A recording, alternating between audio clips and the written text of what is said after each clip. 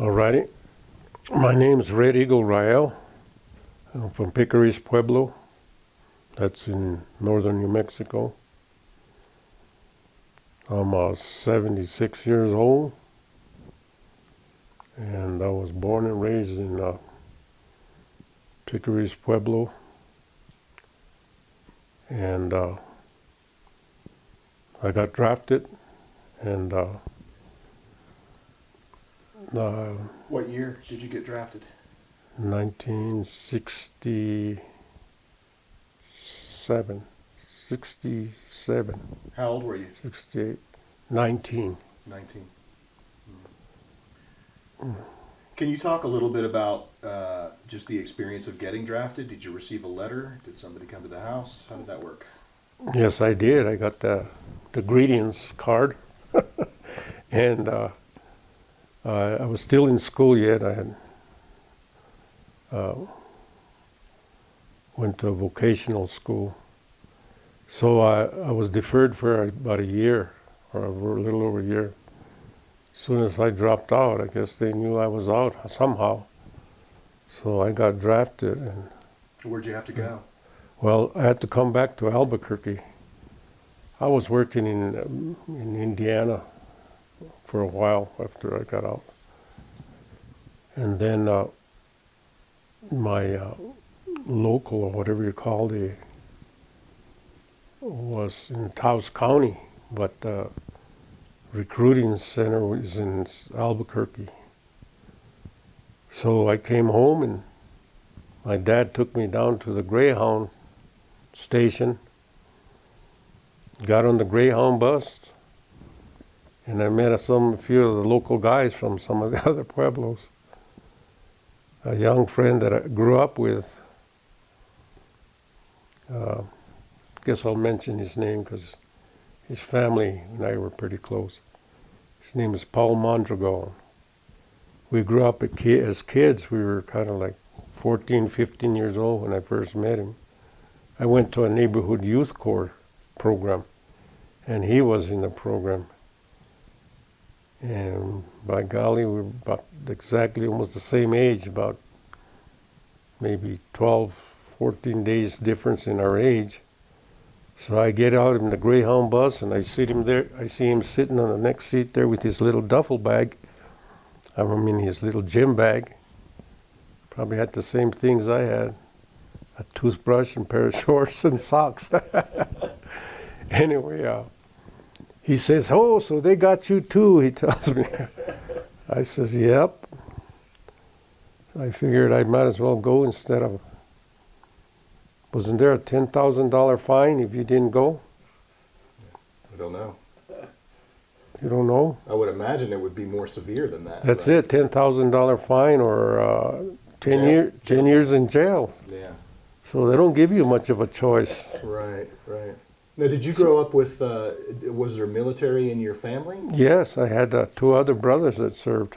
What about your father? My father, no, he never served in it, but I had a brother that served in Korea. My older brother, the oldest brother, he served in Korea. And then the next one, he not too sure what he did, but he went to airborne school, and he served in Germany. And he never talked too much about it, but that's it, the 2. And then I got drafted. Then my younger brother, just as I was getting out, he also got drafted. His name was Alfred Rael. And he got drafted just about the same time that I was getting out. So we had 4 members from my family served. All the boys. All boys, yeah. Yeah. So, yeah, I guess you can say we're military. You are now. Yeah. Yeah. So, where did you go after you were drafted and inducted? We went from Albuquerque down to El Paso, Fort Bliss, and we did our 8 weeks training there. And from there came home. We had to leave, I guess, 20-some days or so. Next thing they tell us, you're going to Fort Polk, Louisiana. When we got there, we knew it looks like jungle training. So I said, oh, well, we were barely learning about Vietnam, it was pretty. So when we were there in the jungles, we were saying, okay, I guess we know where we're going now. So after another 8 more weeks of training, we were flew to, I believe, San Diego. What's the base there in San Diego? I guess that's where we flew out there. From there, I believe we flew to the little island in Guam, and can't remember exactly how many hours. There 26 hours flying time.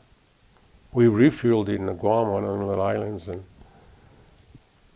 man, after so many hours, just slept and eat and listened to Elvis Presley songs. So we did. Then when we're getting close to Vietnam, the pilot tells us, here you are, look down below. Beautiful place, beautiful green and turquoise looking islands as we're flying in. And then another 5-10 minutes later, he says, well, I have to warn you, we're in a free fire zone or something like that.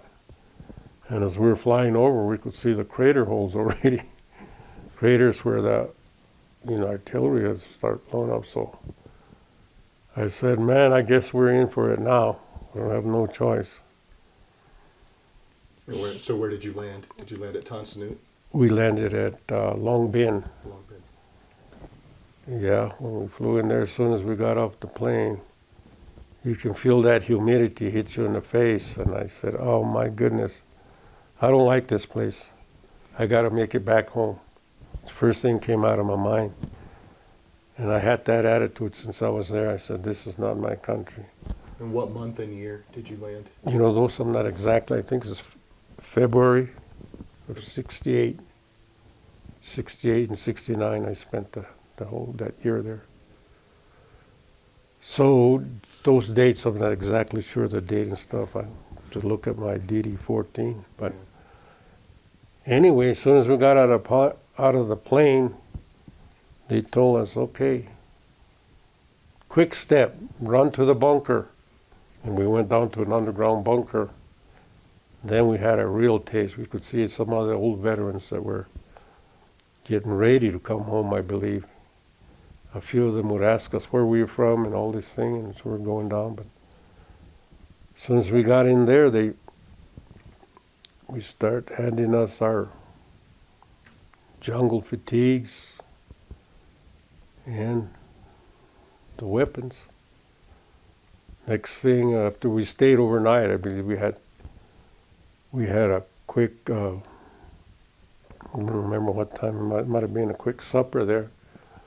We're sitting on a table and you can see the salt shaker was so humid, the salt won't even come out of the shaker. I said, this is humidity. So anyway, next morning they put us on a big old buses. And I didn't know exactly where we were going. I guess we were going to the reception center, I guess you could call it. But the buses had rebar and the windows were the glasses were taken out, but they had rebar and screens on the window. They said when we drive through some of these villages, some of them people will throw hand grenades through the bus, inside the bus. So I said, yeah, we're really in it now. Well, and February of '68 was a hell of a time to arrive. Just right at the Tet Offensive was happening, so yeah, we were getting rushed right through.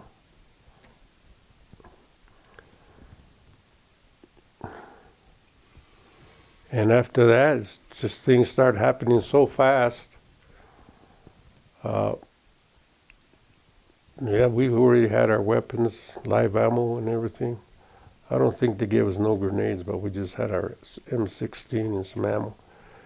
Then we went into a place, I think it was called Bearcat, or a little, where we had to get acclimated they put us out there for like security. They said it was a safe place, but we could hear all the artillery and all that going on all around us. But we stayed in this base just to what they called that we were getting acclimated to the temperature and all that. And that was about 4 or 5 days or something like that. Next thing, they sent us to our unit, and that's how I was assigned to the 9th Infantry Division, 4th of the 39th Bravo Company. That's who I served with. Okay. So how did you get from that facility to your unit? That's kind of hazy. I don't know, like I said, it was happening so fast. They just, I think they just picked our names off the roster, and then we had enough. Well, we were replacements, I guess. That's what it was. Right, right. So, So did they chopper you to your unit, or did they no, bus you? we got trucked out first. And, and we were heading to Dongtam, which was our base, all in the swamps, so we got trucked out to one of the rivers along there. There's so many rivers down in the Delta. And we got trucked out there, and the first night we were picked up by these flatboats with the drop gate. The PBRs? Not the boat, it was the big one with the drop gate, like I forget that. Like at the D-Day? Yeah, The D-Day, it had a big old gate that would drop open. So you were describing the boat. Yeah, and we slept on that boat for all the night, right on top of that cold steel. And we were waiting for more recruits, I believe, because we stayed there maybe all night and then part of the next day. And eventually we moved off. And we moved off to, I don't know where we went. This is all new territory. We moved off, and then we finally reached where Bravo Company was. And they were waiting for us. They were all glad to see us. First thing they asked, if anybody from Ohio, anybody from Texas, anywhere. And then nobody asked if there's anybody from New Mexico, of course. But then they just assigned me to the sergeant there his name was Sergeant Slaughter, I believe. And we had to introduce ourselves, where we were from. I told him from New Mexico, Native American. You said that. Sergeant Slaughter says, I want him on my squad, so that's how I ended up in the 2nd Platoon, 2nd Squad, Bravo Company. And from there, we just moved off up and down I guess it was the Mekong River. I thought it was in a big old ocean. It was so big. And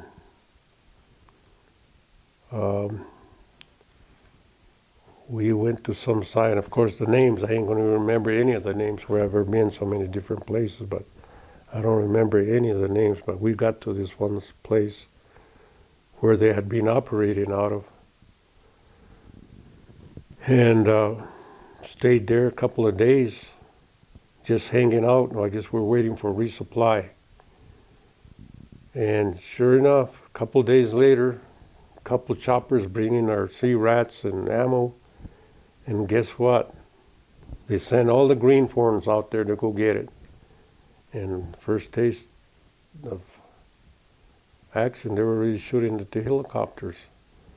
So of course the veterans sent all the greenhorns down there to get all the stuff off. Luckily nobody got hit, but them choppers just dropped them off and they were gone, and oh no. I says, this is some serious business. And hopefully I get through this. So that was one hell of a week just to get the introduction to Vietnam and Bravo Company. But as time went on, we thought, oh yeah, we're gung ho, I'm going to make it. But when you start looking forward to your time, you see people with these calendars. They call them the short time calendar or long time calendar. I didn't even bother thinking about a calendar yet, but as you talk to some of the older veterans there, they had maybe 2 or 3 months. They're the ones that had a short time calendar. They would mark off every day that they were there. They would say, what was the saying they had was, 28 more days and a wake up. And that's what they had to go, and they would mark off that day. And I said, I hope I reach that day one of these days, but man, a year's a long time. A year's really a long time when you're sleeping out in them boonies, thinking if you're going to make it another week, another day, or whatever. And the mosquitoes, terrible mosquitoes, humidity, and we're just barely getting started. When the monsoon comes, you're soaking wet 24 hours a day. Very, very nasty situation, but we're there, you got no choice. I'm curious, you mentioned the mosquitoes. Were you bothered by any other wildlife, snakes, monkeys? They told us there were like, I don't know how many different varieties of snake. Sorry, that was me. Like about most of them are poisonous, but we did see a few snakes and a lot of crabs and of course everybody talks about the ants, the red ants, thousands of those. You'd go through there, stinging ants. They were more of a pest, but they really hurt when they stung you. And then there was a spider, almost as big as my hand, about that big, looked like bigger than a silver dollar. It was purple, it's black and yellow, sort of looked like the color of a bumblebee, but he had long talons. It was an ugly looking thing, man.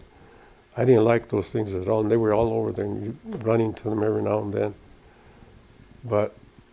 And then a lot of bees, honeybees or some kind of bees, wasps, or about different kinds.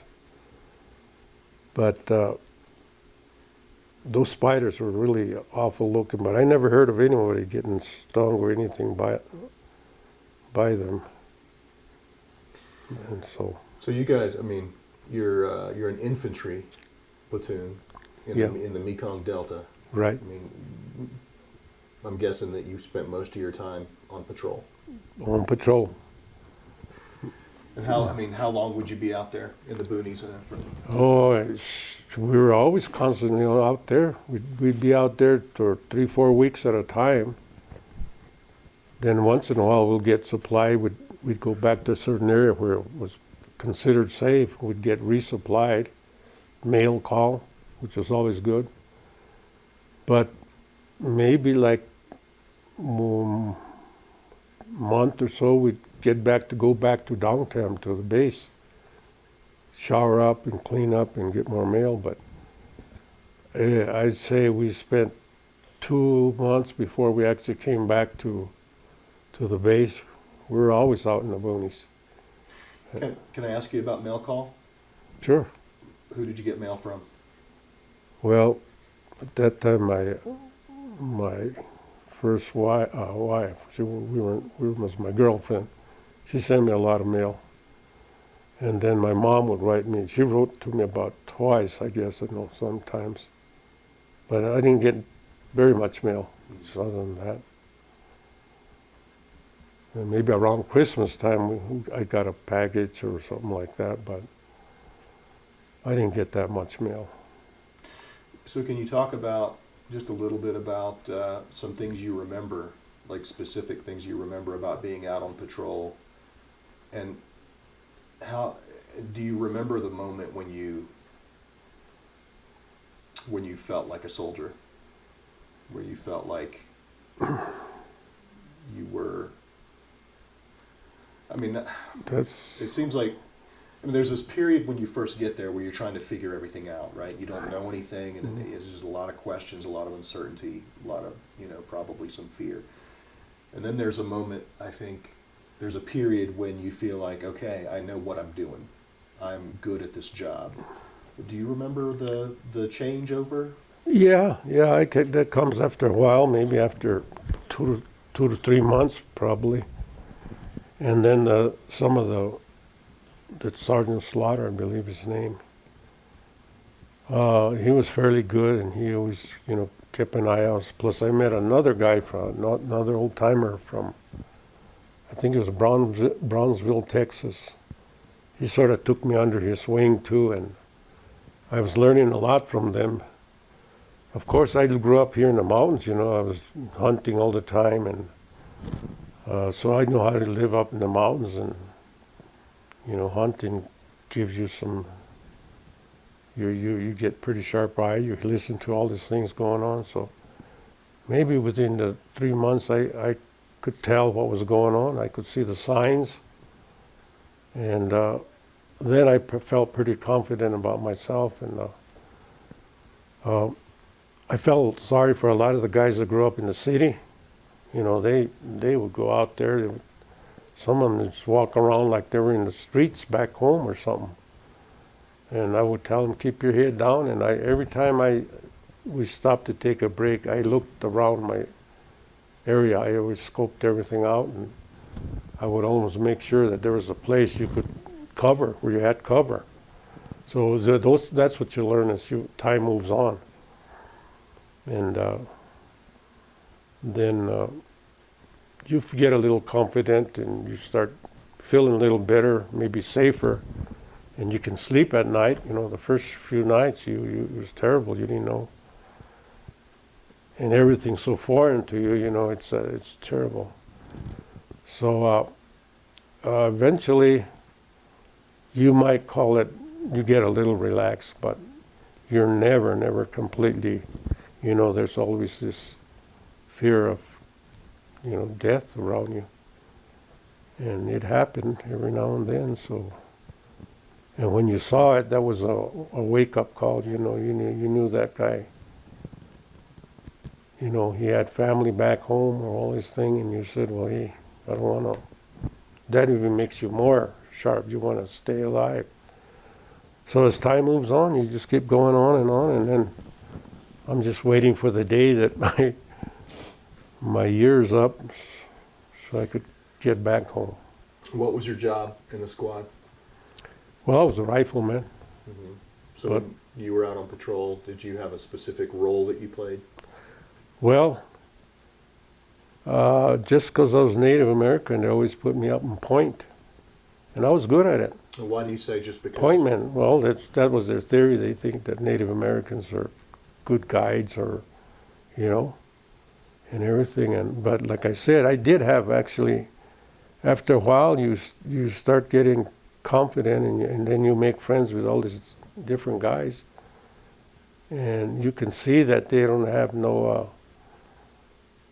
they weren't experienced, even though they've been there. They just walk through making noises, or they take you places where you could run into booby traps. Well, that time I could tell where the bad spots were, so I pulled point for a while, because just for the safety of me and the rest of my platoon. But after a while, when I got them through so many bad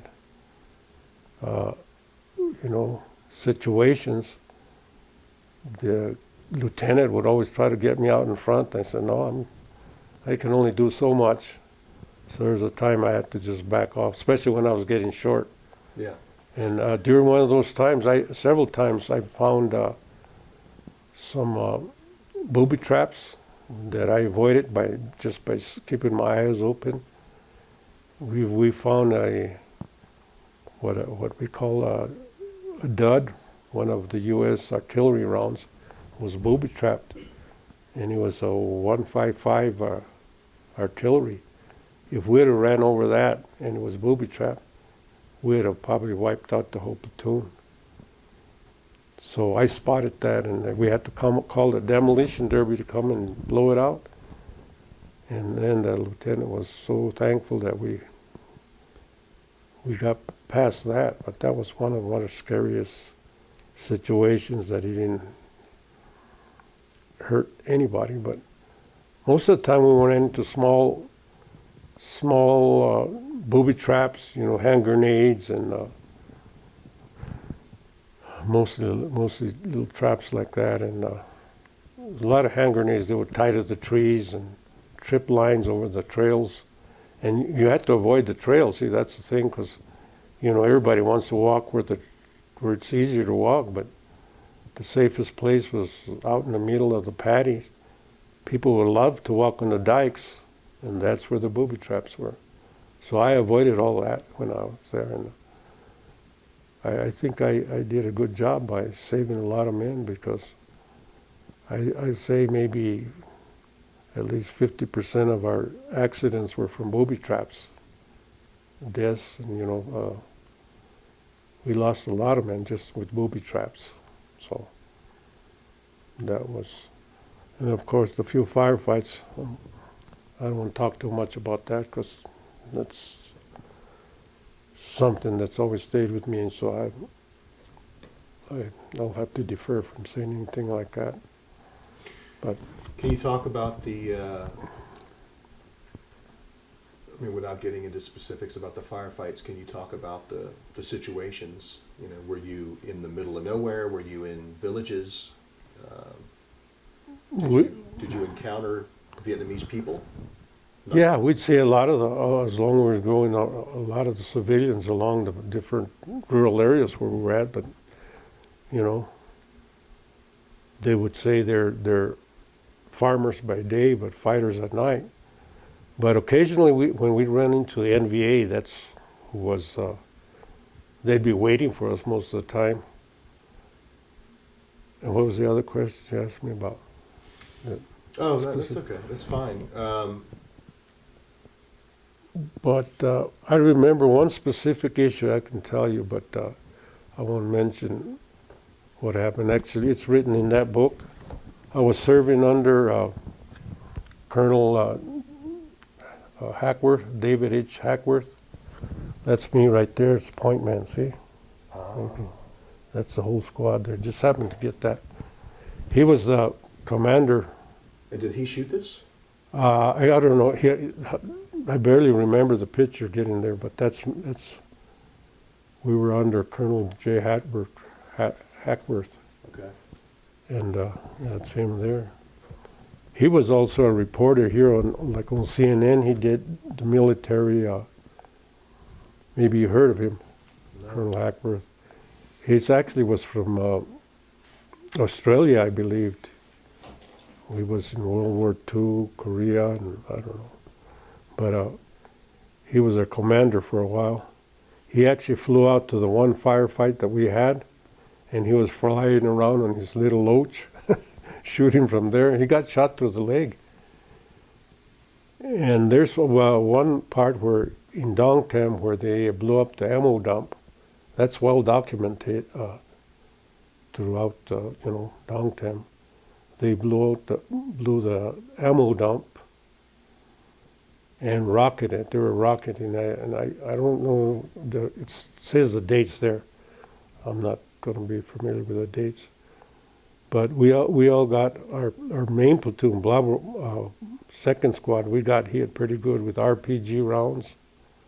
Rocket. We lost a few men that day, and I got shrapnel. So Colonel Hackworth, he also got hit. We ended up being in the same bunker back in Dong Tam. It's quite a coincidence. But that's one of the firefights that we lost the most men. I think we lost 7 men that day. But that's all I can say about that. I don't want no details. I understand. And then I was already like 7-8 months there.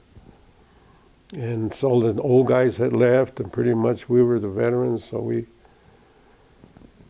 I heard that the war was starting to end.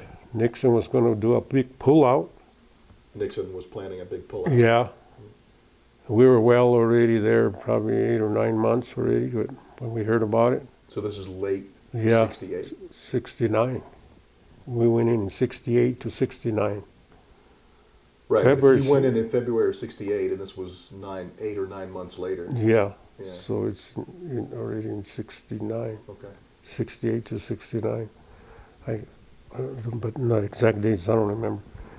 But that was kind of a relief when we heard that. And that's what we'd wait for, and that's all we thought about was, when is this pullout going to happen? And some of the units were already getting pulled out, but once in a while we'd read the Stars and Stripes, and they'd say, oh, who was getting pulled out and stuff. But it never worked for us because we stayed almost our complete year, and then when it was time to come home, they were calling it a pullout, but our term had ended. So it wasn't really a pullout. I was kind of let down, but either way, I was just glad to get home and get on that bird and fly home. Yeah. And that was it. Can you talk about what it was like to come home? Well, yeah. I mean, you're just a kid. Yeah. Right? And you just spent a year in unimaginable. Yes, I turned my 21st birthday in Vietnam when I turned 21, Everybody thinks, oh, I'm 21 now, I can do this and stuff. We were in some boonies somewhere, I don't know where in the heck it was, but one of my partner there was named Danny O'Brien. He was an Irish dude, O'Brien. He would always talk about St. Patrick's Day. So St. Patrick's Day is March, what day is it? 17. Okay, my birthday's the 10th. So we were together, and he would always say, okay, well, let's celebrate. We didn't know if we were celebrating the exact date or not, but his mom sent him a care package. Inside the care package, she sent a bottle of Irish whiskey. So we'll celebrate right now, mail call. That was one of the good times that he had. She also sent him some cake and goodies and stuff. So that was one of the good times we had, but the whole platoon, the whole squad enjoyed that bottle of Irish whiskey. For your birthday. Well, it was, my birthday and St. Patrick's at the same time. He's the one that got it, Yeah, yeah. So we all celebrated, the whole squad. One of the good times we had. And then a little bit after that, we got, as a matter of fact, Danny O'Brien got a booby trap. He got sent home just a few months before I did. So, then we came home, and coming back home was, what a delight. It was so, you couldn't believe that we were actually going home when you get in that bird and you're waiting and waiting. And it's the greatest feeling when you get to fly and you're going to land back in the United States. And I made up for a whole year. We partied a lot, and we met all our friends, in the bus where we're going, oh, let's get together this. Everybody hid their different way. I probably saw 2 veterans that we served with. Everybody split their own way and everything, and then once we get home, I did. I kind of wanted to just put it out of my mind, and I did for a while. I never talked about it, and I think a lot of veterans felt that way. Just try to get back to work and try to become a normal life, but it's impossible. You'll never become a normal person again with what happened behind you. You think it's going to go away, and actually you want it to go away, but it never goes away. It's always going to be there. Certain times, a certain thing will come out, and you're hoping it would have ended and stuff, and there's with that PTSD and all this.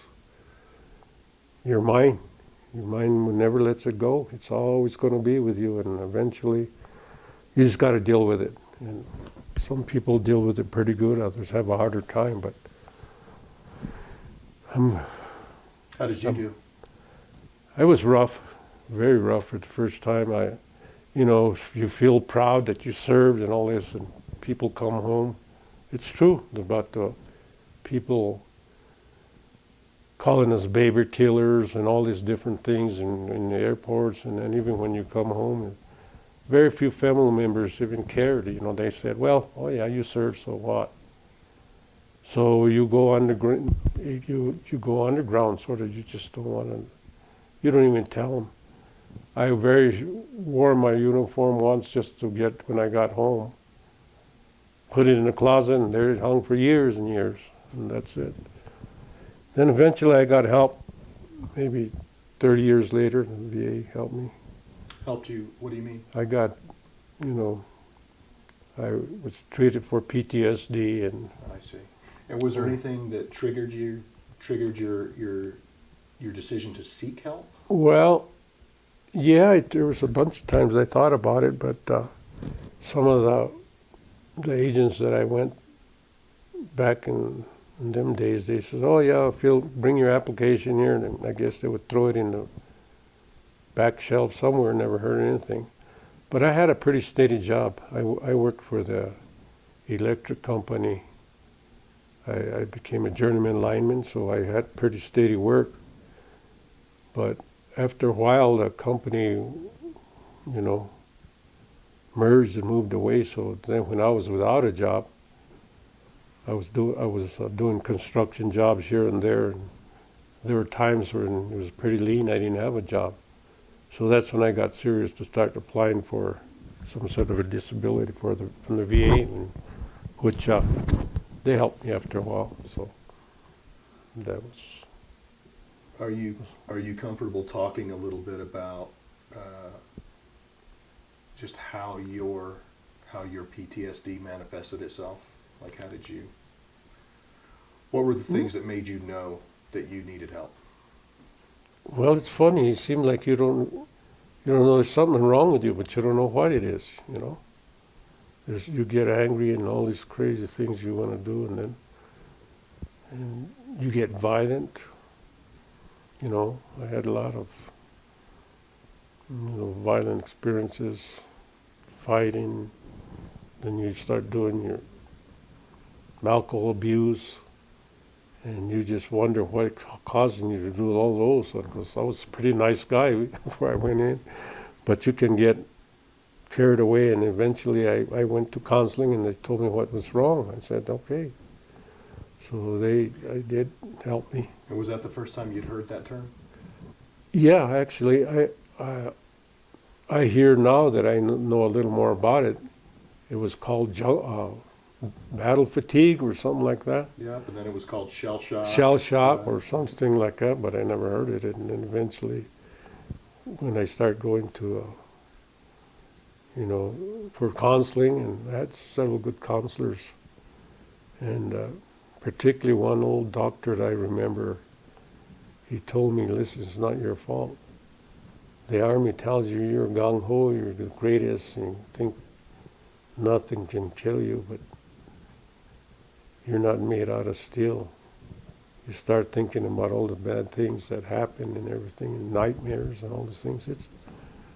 If you're a common, simple man, you can't say that it didn't scare you. You were scared almost every damn day of the war. And some people just break up, but you have to deal with it. And the day you deal with it is hide it, keep it inside. And that's what builds up. And he told me you got to get it off your chest.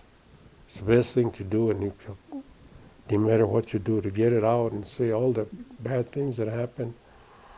And if you talk about it a little bit, it's better than holding it in. So this old man finally told me that. He says, they get you hooked. They give you cigarettes, free cigarettes all you want. You can go drink all you want. And we follow one another just to the bar like sheep. Okay, you can have a weekend, go get all the beer you want, smoke all you want, even the women over there, go get them. So the Army's kind of encouraging us in a way, so we think that's good. You come back, you're hooked on cigarettes, booze, and everything else. And then when you come home, you're trying to get away from that. And that's when I knew I needed help. Well, the transition is so abrupt, right? Like you don't come back with your unit, do some more Army stuff together, and then eventually get released into society. It's like you come back by yourself. You know? Yes. I mean, you're on a plane load with other guys, but it's not necessarily anybody that you know. And then you land and you're out. And, Yeah. You know, it's like flipping a switch. Now you're a civilian. You're right, right. You know, a month ago, you were in the, In the heat of it, in the bush. yeah. Then when you come home, I remember I told you, we make friends with these guys, or the real friends that I serve with. Gave me my address. Oh, we'll get together. Let's do this. And out of the 7 men that came back with me, I think there's only 3 of us left. They're gone, and we never even, we called maybe once in a while. I called this guy, Danny O'Brien. He told me, if it's a Vietnam vet, he told me, the hell with you. I don't want nothing to do with none of them. And his daughters said, I'm sorry. He hung up, so never got to see him again, still today. Anyway, that's was your little family. So you're alone actually when you come home, and you're just with your thoughts. And luckily, I have a good woman that she understands. So that helps a lot. How'd you meet her? Hitchhiking. Really? Was she hitchhiking or you? I was hitchhiking. Yeah. Yeah, and she picked me up. So How long ago was that? going about 25 years Nice. ago. Mm. So that's pretty much the story there. Have you ever visited the wall? Yes, I have. Was there anybody in particular you looked for? Yes. Like I say, I at least know 7 or 8 guys from my platoon, plus other people that I've met along the way too. So there's a list of friends and some of the tribal members that also, we lost 2 guys in Vietnam from the Pueblo. So I didn't serve with them, but they were in other units, but see, they were still in Vietnam. So I've been to the wall at least 3 times, I guess. And I was asking Chuck about, they have that statue there with 3 veterans out the wall. And they don't have a Native American that shows. I was wondering why. Do you have any idea? I don't. I mean, the only thing I can say is that you're talking about the 3 servicemen statue. Yeah. I know that the sculptor tried really hard to make them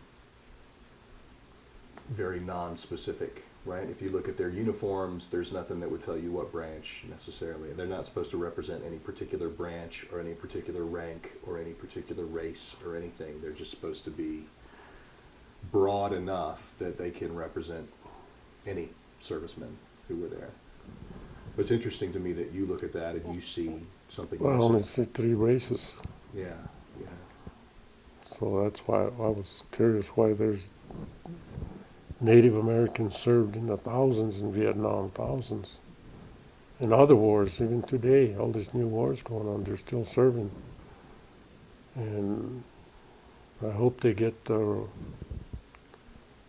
honor and the reputation that, we serve for this country. So I was hoping that they get a more recognition than that. Of course, like our code talkers, they're well documented now, but so that was just a thought I'd ask you about, about that. What do you think, what do you think the right kind of recognition would look like? Well, the Native Americans, they never say that, how many Native Americans served in all these services, Very little's mentioned, if anything, so maybe this little thing, I would just like to say that I would like to see more recognition for Native Americans that served in all units, including women, men and women that served Native Americans. So I'd just like to, hopefully they get recognized for their service. Yeah, I'm just, Right. I wonder what that would look like. I mean, what do you think would be appropriate? Well, you never see anything showing that the Native Americans served in Vietnam or any other wars. Yeah, I mean, the code talkers, like Yeah, you said, that's that's well about- known, but that's it. Yeah, that's about the only ones there. Yeah. There were, Okay. I don't have the numbers in front of me, but I think I read somewhere that New Mexico has one of the highest, in terms of per capita, Captain, right? one of the Yeah, highest volunteer sure. rates. Hmm. And not just for Vietnam, like for, Other wars, almost every other war there is, you mentioned earlier that you had gotten really good at walking point. And then at some point you didn't walk point, and bad things happened. right? Are you comfortable talking about any of that? Well, I pretty much said what I wanted to say. After a while, you can't. You're going to eventually run into something. You can't constantly be out point. And there's other men that have to serve their time just as much as I did. So, I did it because I felt I was fairly good at it. But you can't. Your good luck's going to run out sooner or later. So, and I was getting short. It's time for me to come home. I didn't want to get killed in my last day, which has happened to other men there. A few weeks before you've spent a whole year there, and you just can't take that chance. Yeah. Yeah. I mean, I've heard stories of guys who were, on the chopper that was going to take them to the plane that was going Right. to take them home, and the chopper gets shot down. Things like that happen. It's just, other part I can add that for some reason I must have just had, what do you call, luck on my side. I was always in the right place when bad things were happening. I wasn't in the wrong place. So there was like 3 different incidents that happened that if I'd have been there, I'd have been right in the shit, as they say. But anyway, and I just happened to move out at the time for some reason, because a lot of it is luck, just plain old luck. Sure. So I just was at the right place at the right time. Yeah. Now, Chuck was telling me about a situation where a helicopter had been shot down, and you had to guard it Yes. overnight, until somebody could come and, I don't know what, dispose of it, I assume. Yes. Yeah. That's a good thing. I forgot to mention that. That's one incident happened. A gunship got shot down, and Where were you? This is I don't know in the exactly. Delta? Yeah, it was in the Delta, somewhere out there. That's our area of operation. Well, the chopper got shot down, and luckily the VC were coming to get it. The pods and all the ammo and stuff, but the pilots had enough time to radio another chopper to pull the pilots out of there, and they took some of the important parts in there. But our unit was the closest by to where this chopper crashed. So they called us, and we went and we encircled it right away, and we were covering it, and they said they're going to send out another a bigger chopper to pull it out of there. So we hung out a day, 2 days went by, and we didn't do anything. Finally, the lieutenant called in, what are we going to do about it? They said, there's no chopper, no crane I guess they call them, to get it out of there. Do something with it. Dispose of it. So it was one of those days I was feeling good. We took some C4 and a couple of hand grenades, and it was one of the times that I actually volunteered for something to do. But I knew what I was doing, so we took C4 and some firing caps, and we put them right where the rockets, those pods were still there, and lit the fire. They gave us a cord. The cord was no more than about 2 feet long, or even less. And I fired that sucker up, and the other guys with me, before I did, they disappeared. They left, took off, and started running. But I had to finish the job. I fired the The fuse? fuse, And I took off running, and it was quite a ways. We were way out there, maybe, I don't know, about half a meter away or something. But anyway, before I got back to where the rest of the unit, it blew up. And we had, I don't know how many pounds of C4, plus the rockets itself. It blew the whole thing up. We had mud flying all around us. So I just laid down in the field there till all the mud settled up.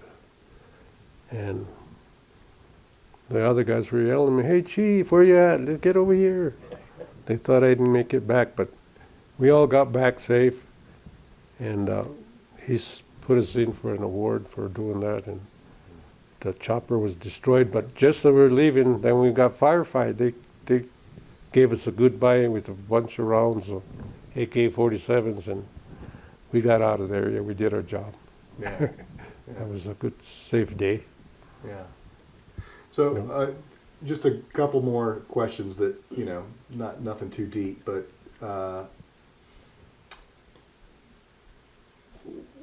what are your impressions now, looking back?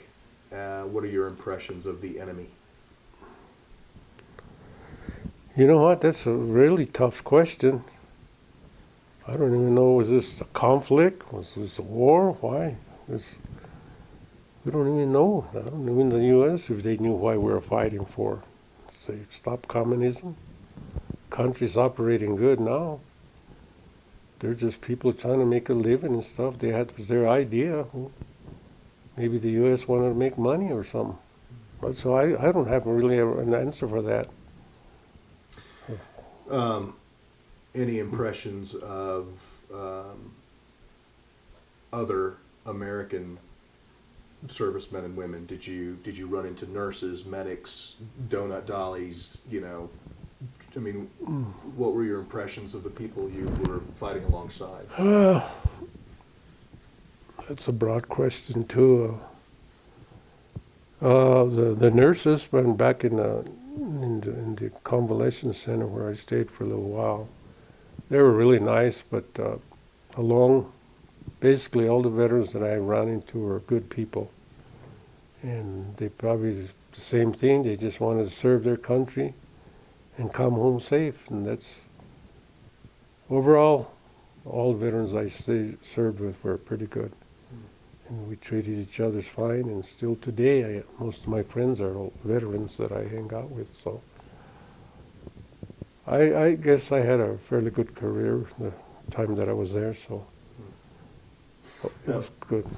I was looking at the cover here of this book, and the subtitle is "The Hopeless to Hardcore Transformation of 4th Battalion, 39th Infantry."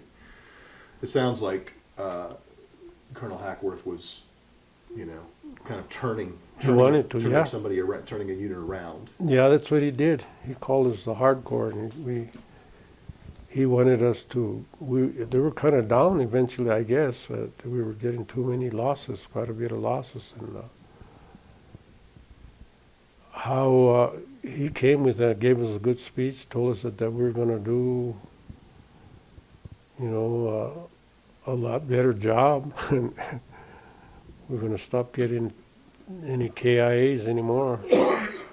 So he was just there a short time, because my time was just about over when the time he came. So, and I'm not sure did he leave, what his rotation was, but he was supposed to do a transformation, make us a better unit.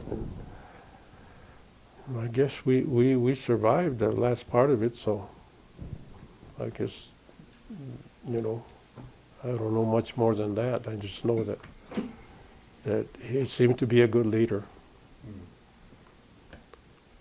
So you said you're 76 years old? Yes. So for 75 years, you walked the earth as a normal person. Mm-hmm. It was only that 1 year. How much did that?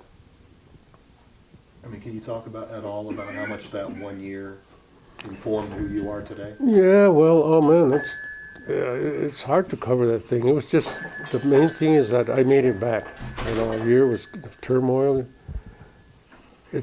the most, I don't know, what would you say, exciting, dangerous, whatever, the worst thing that could have happened it was that year. It was Intense. traumatic, it was intense. So, of all my life, I've had other things, but you go over there and you're in a situation that's it's just between life and death. So it was worst of, and I don't know if there are too many good times, but it was one of the worst times in my life. And just thank God I made it home. Yeah, yeah. But you seem, I mean, in addition to being grateful that you made it out of there alive, you also seem proud of the duty that you performed. Yeah, I served my country. That's the part that I'm, feel good about.